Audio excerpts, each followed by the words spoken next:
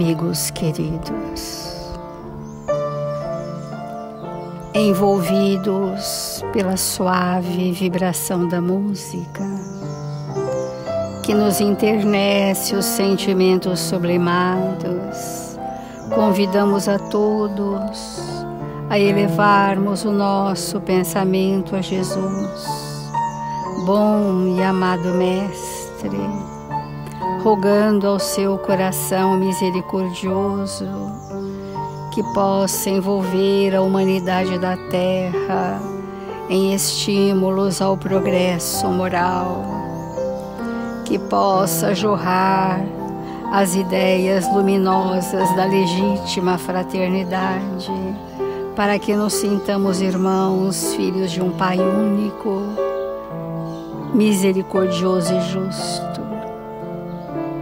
Dá, Senhor Jesus, que as nossas feridas morais tão expostas nesta hora possam receber o bálsamo que cicatriza as dores da alma, através do lenitivo do seu Evangelho de amor. Ensina-nos, Senhor, a priorizar o outro em detrimento de nós mesmos, a nos debruçarmos sobre a necessidade do próximo, qual se debruçássemos ante um filho pequeno no regaço do colo de sua mãe. Ensina-nos, Senhor, que ao estendermos as nossas mãos, possamos estender os sentimentos que já vibram em nós. Socorre, Senhor, a nossa indigência espiritual e dá que em seu nome possamos estar confiantes, sorvendo desse manancial, dessas páginas vivas do seu Evangelho, o nutriente do Espírito.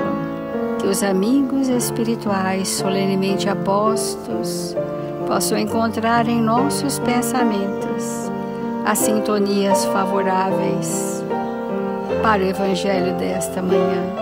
Obrigada, Senhor Jesus. Obrigada, amigos queridos. E que assim seja.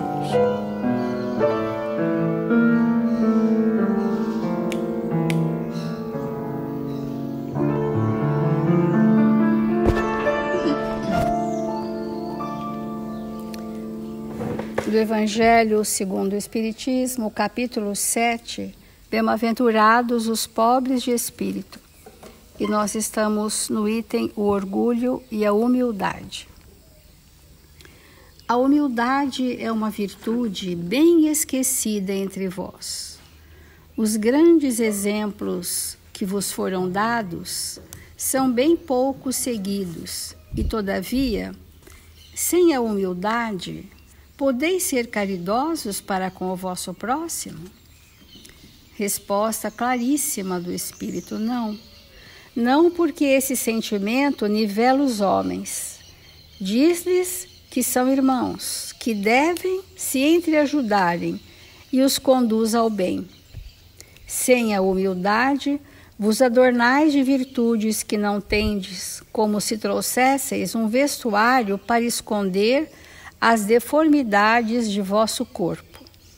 Recordai aquele que vos salva, recordai sua humildade que o fez tão grande e o colocou acima de todos os profetas. Nós sabemos que muitas vezes, querendo mudar, mas não entrando numa metodologia transformadora profunda, nós pensamos que mudando o tom da palavra ou a forma de nos comportarmos, estamos fazendo mudanças espirituais. E isto é colocar, como está mostrando o Evangelho, é colocar um vestuário para esconder as deformidades do vosso corpo espiritual. Por muitos séculos, nós vivemos no verniz das aparências, pensando ser o que ainda não éramos. E com isso nós criamos personagens que são ainda uma faceta do nosso orgulho. O personagem é aquele conjunto de ações que pode agradar a muitos, mas que está distante de partir dos seus próprios sentimentos. A humildade, ao contrário, é um estado de perfeita percepção do ser espiritual que somos. Nem a menos-valia, que é também uma expressão da vaidade, como ontem nós falamos. A pessoa que se autodeprecia não é humilde. Ela apenas está negando o poder divino que ela tem. Ela está negando as potencialidades sublimes que ela trouxe. Ela está negando o conhecimento milenar que armazenou. Ela está negando leis divinas. Para quê? Para ser aplaudida. Olha que pessoa humilde. Não, você é boa. Não, você sabe. E isto gera um vício. E esse vício do orgulho gera geralmente um estado de que a pessoa, tendo o receio da rejeição, começa a desenvolver facetas que não lhe representam. Então, o espírito que já se conhece, ele tem a exata dimensão do que é. Nem mais, nem menos. Nem a supremacia da sua personalidade, na vertente da prepotência, do saber transitório, da arrogância do saber fazer, sem isto e sem a menos-valia. Então, esse é o espírito humilde, né? Jesus se depreciou em algum momento? Pedro, Paulo, os apóstolos, eles seguiam confiantes de que não sabiam, mas podiam aprender. E aprendiam. E esse estado de humildade é que dá ao espírito esse salto de compreensão do que seja a verdadeira humildade.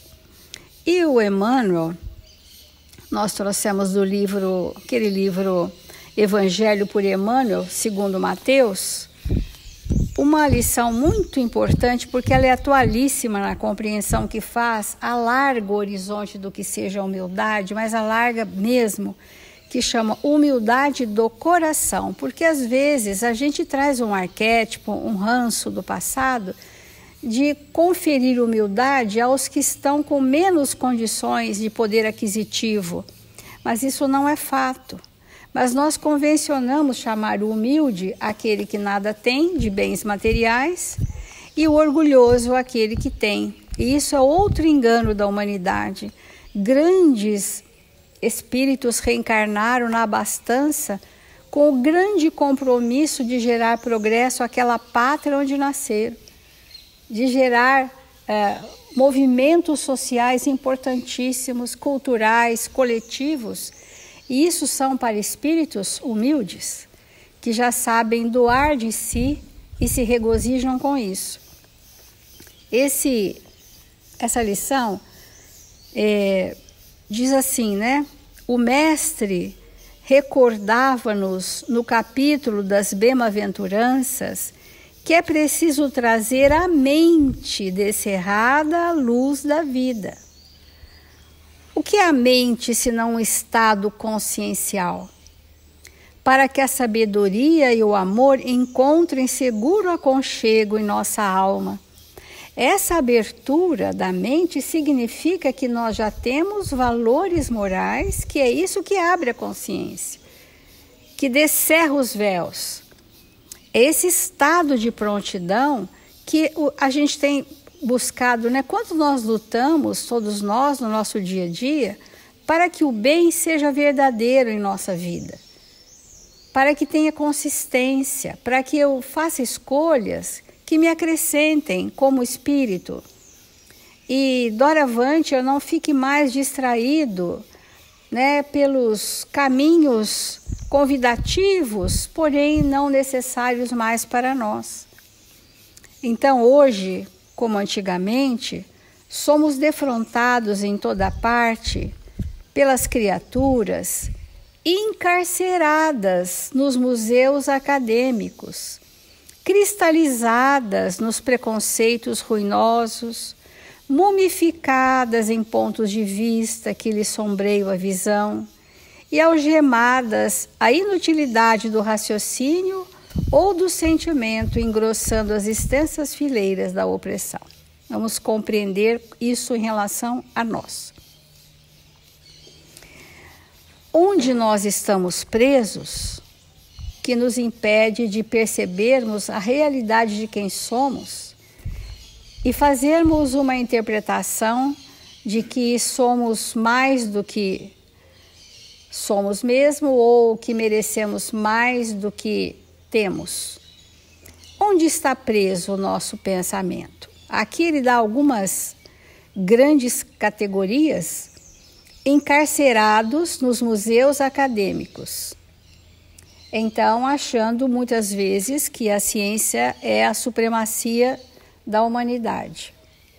Outros, paralisados nos preconceitos do mundo, ou seja, crenças que ele arrasta desde a Idade Média, crenças que subjetivamente induzem as suas ações.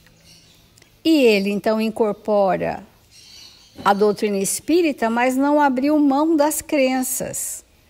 Então, há essas crenças que conduzem o pensamento e conduzem o comportamento das pessoas, se enquanto elas não desmobilizadas para serem substituídas pelos valores reais, pelas leis divinas, elas serão bloqueios.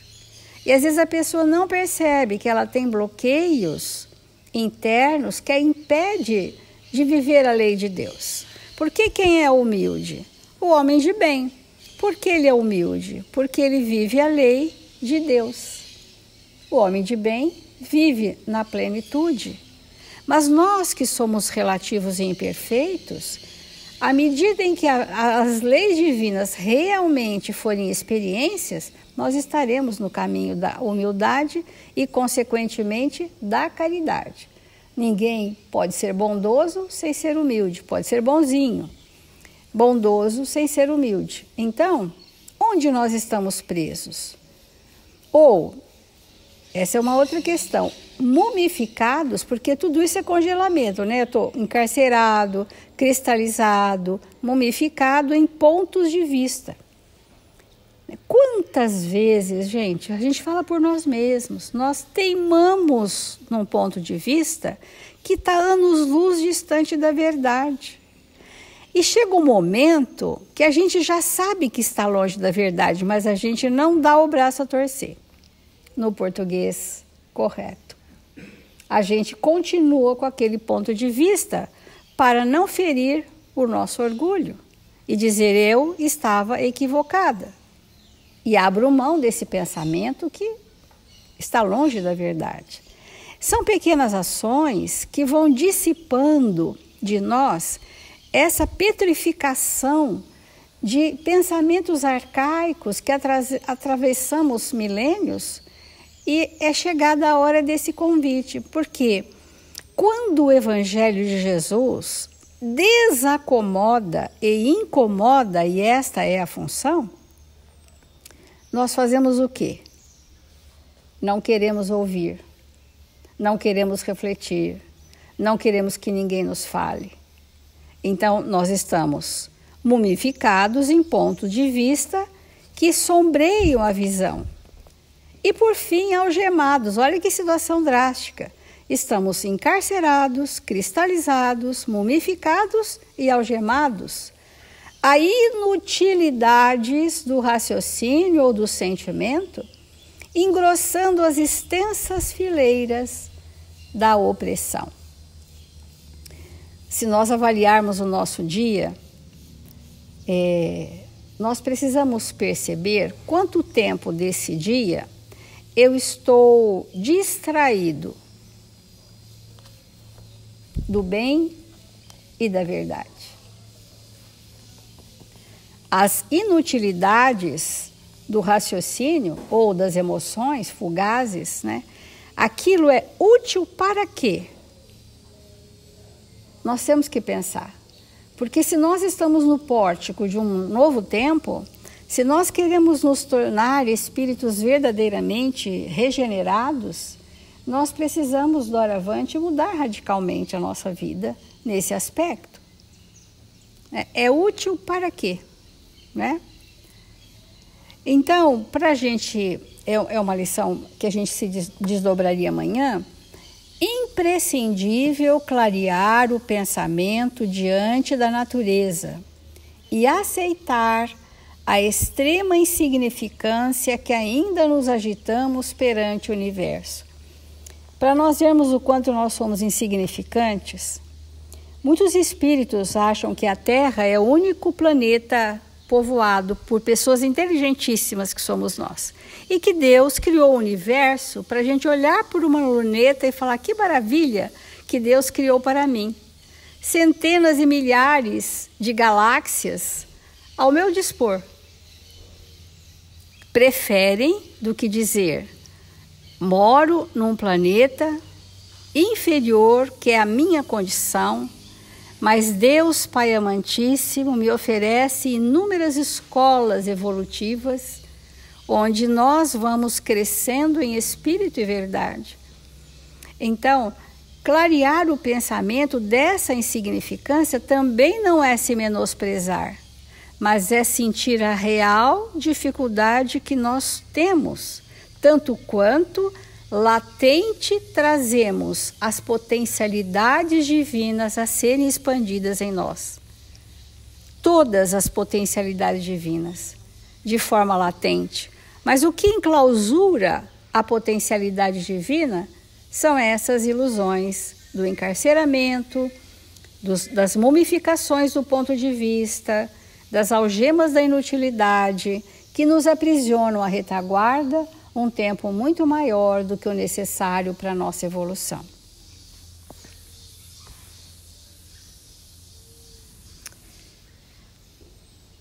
Amigos, se nós não fôssemos espíritos necessitados de luz, não estaríamos necessitados do Evangelho. Não teríamos necessidade do Evangelho. Essa necessidade que nós temos de refletir nas lições de Jesus é, com certeza, para que essa luz que Ele nos trouxe seja definitivamente incorporada em nós. Esse tema é sempre um tema intrigante, porque para nós sairmos do orgulho, desse estado que nós nos encontramos, nós temos que ter resistência ao mal. Isso é uma coisa tão simples da gente entender. Por exemplo, nós temos um sistema imunológico que invariavelmente nos protege das doenças, que nós fomos adquirindo ao longo dos milênios, nos vários reinos da criação. E para adquirir essa resistência, nós tivemos que entrar em contato com tudo que poderia nos aniquilar. E muitas vezes aquilo nos aniquilou. Não tem outra forma de desenvolver a humildade que não seja entrar em contato com muita veemência com o orgulho de alguém. Não tem como. Porque se nós formos transferidos para um mundo só dos humildes, com certeza nós não incorporaríamos esse valor simplesmente por estarmos na presença daqueles que já estão mais adiantados. Porque se isso fosse verdade, o que Deus faria conosco?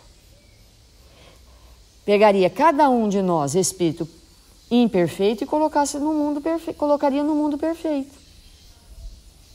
não é? Pronto. Seria suficiente.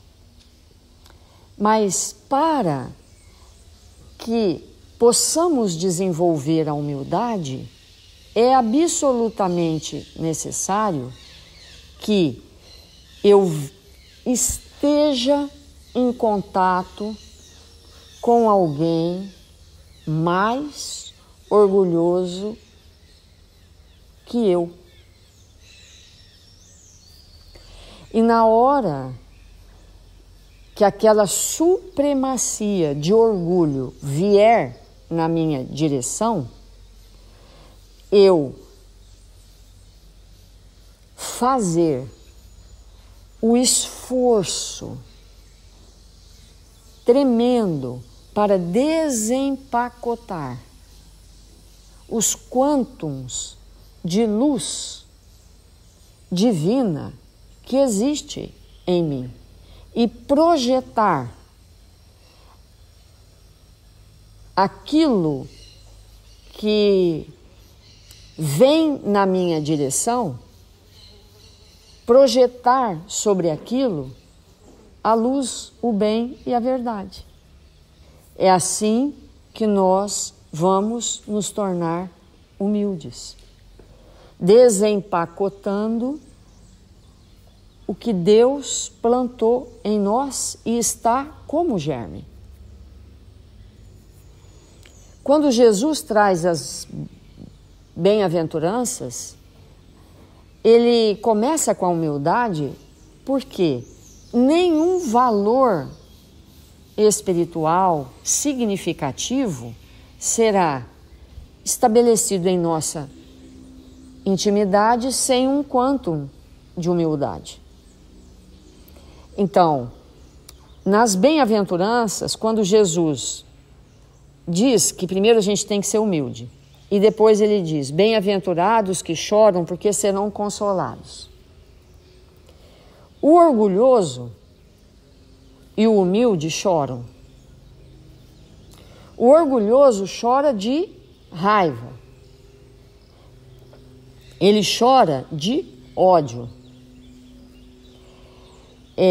O orgulhoso, ele não tem condição de ser consolado. Dessa consolação que Jesus está nos trazendo. Por quê? A consolação para ele é a vingança. Não é? Se alguém me ofendeu, se alguém me desacatou, que tipo de consolo que eu quero? A justiça. Mas a justiça dos homens, porque a justiça de Deus talvez beneficie o inimigo.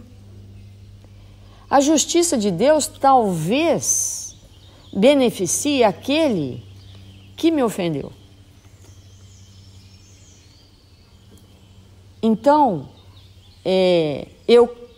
no momento em que eu pratico o orgulho, eu quero o consolo do mundo. Eu quero que todos vejam o quanto eu fui injustiçada e alguém faça alguma coisa. E esse alguma coisa pode simplesmente ser tomar o meu partido. Já basta. Já basta se eu divulgar a injustiça que eu sofri e todo mundo tomar o meu partido, talvez isso seja para mim o maior consolo. Porque se todos ficarem do meu lado, aquele que me ofendeu ficará sozinho e, milhões de aspas, humilhado, e eu me encontro consolada e satisfeita. É assim ou não, amigos? Vamos falar com força. É assim ou não? É assim. Então, o espírito que não é humilde, ele até chora, mas não tem como ser consolado contexto que Jesus nos traz da bem-aventurança. Então, dentro desse contexto, se nós estamos desejosos de sair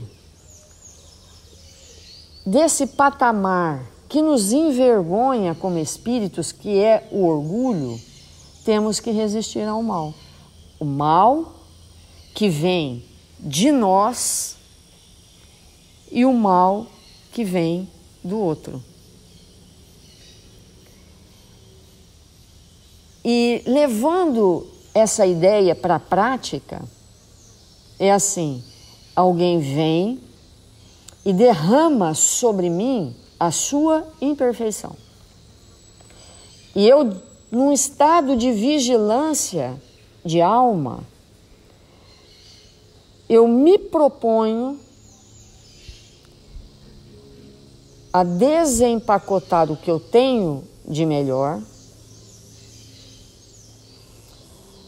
criar um clima ao redor de mim favorável para que as sementes divinas germinem naquilo que eu, no mínimo que eu estou oferecendo naquele momento. Abrindo mão mesmo de verdade e para sempre de ter razão. Eu quero explicar isso bem claro, não é abandonar a razão, não é, gente, que eu estou falando. Não é isso que eu estou dizendo. Então, alguém veio com uma ideia ou veio com uma situação que na minha razão, no meu raciocínio, aquilo é um absurdo. Que aquilo não corresponde à verdade. Bom, se eu estou com a verdade, vamos supor, porque isso pode acontecer. Se eu estou com a verdade me sustenta.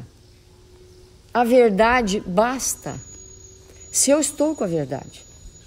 Porque a loucura está no outro, dentro do outro. Está no desequilíbrio que ele traz. E se eu tenho em mim desempacotado a verdade, ela é suficiente para me equilibrar. Porque a verdade é isso. E foi Jesus que nos demonstrou todo o tempo todo, exatamente isso.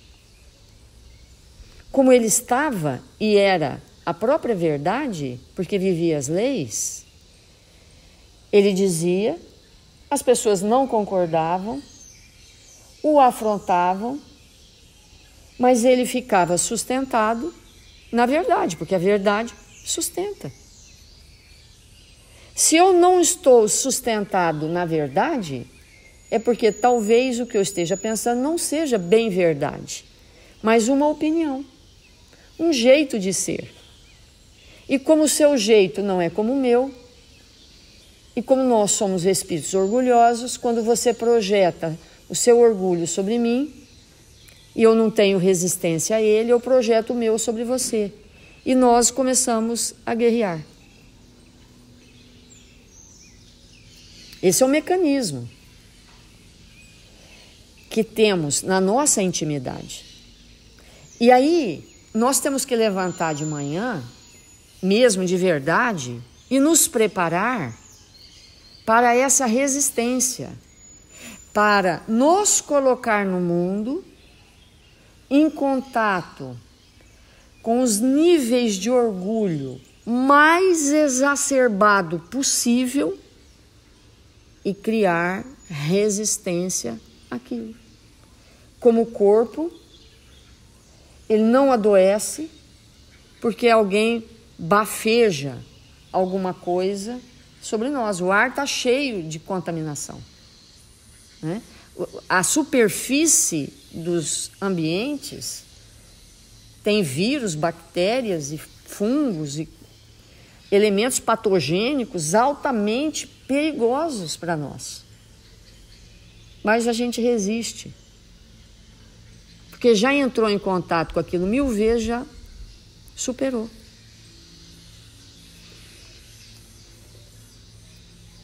Daí a importância de nós irmos compreendendo cada vez mais profundamente isso que o Evangelho está nos trazendo. Porque se a gente não cria, não estabelece com toda a nossa força, e diz assim, ó, hoje, só hoje, o orgulhoso mais terrível que cruzar o meu caminho vai encontrar em mim a resistência. Eu não vou cair. Não vou.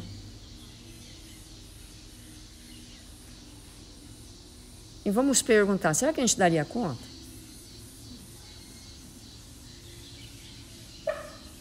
Podemos tentar. Porque, na verdade, quando nós nos incomodamos muito com o outro que está impondo, porque o orgulhoso, né?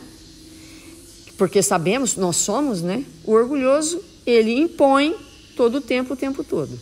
Quando nós estamos muito incomodados com a imposição do outro, é porque gostaríamos que a nossa forma de pensar prevalecesse, ou seja, que a imposição fosse nossa. Só isso. Porque quando estivermos numa posição evangelizadas, e foi Jesus que nos mostrou isso, a imposição do César, da época em que ele viveu,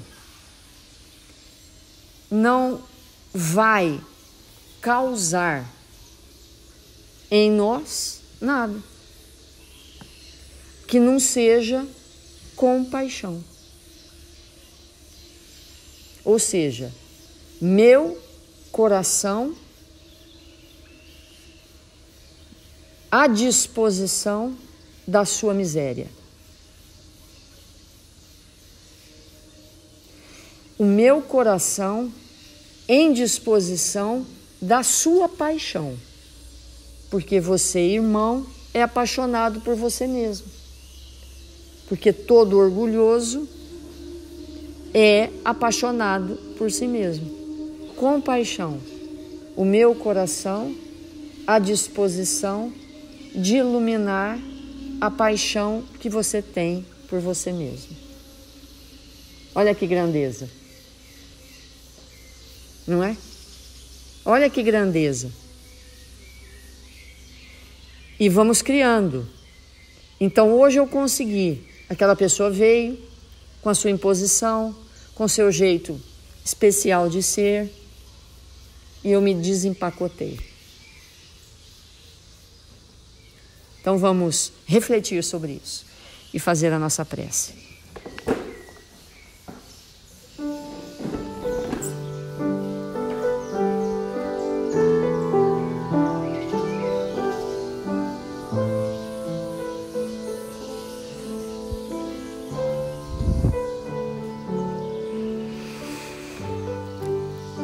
Deus, nosso Pai,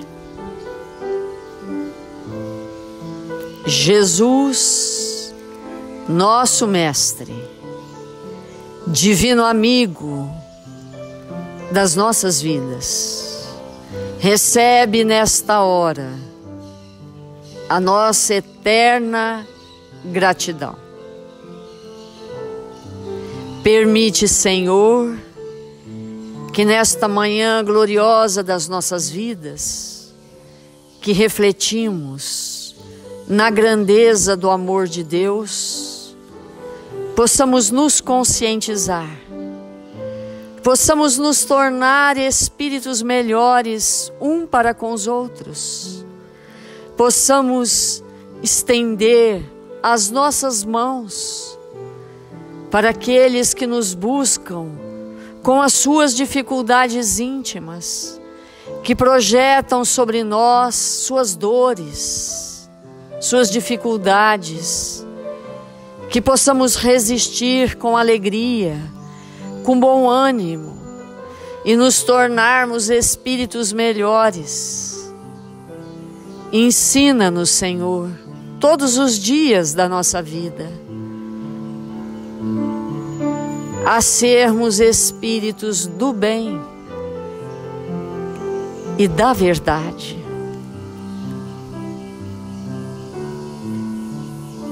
Que possamos socorrer os caídos, oferecer do que temos de melhor àqueles que se encontram necessitados.